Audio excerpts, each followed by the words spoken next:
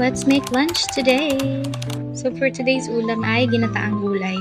Meron ako natirang hipon kahapon kasi nga hinati ko siya dun sa sinigang. So yun ang gagawin nating pansahog. Dito nagisa lang ako ng bawang, sibuyas, luya.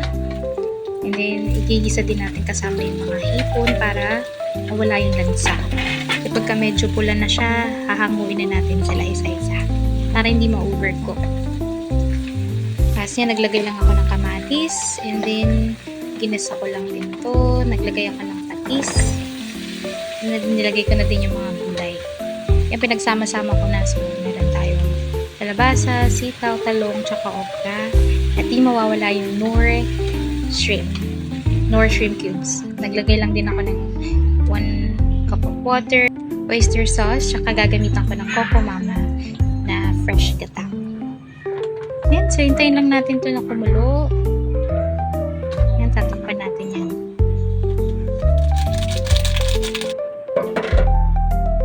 Tapos dito nagtanim ako ng bell pepper. So, ayan na siya.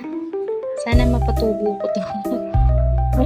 So, ito, kumukulo na yung ating niluluto.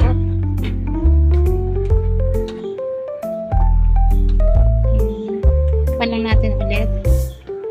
Saka natin ilulunod yung mga naluto na hipon. Tapos sabay na rin natin yung pechay. Tsaka green chilies.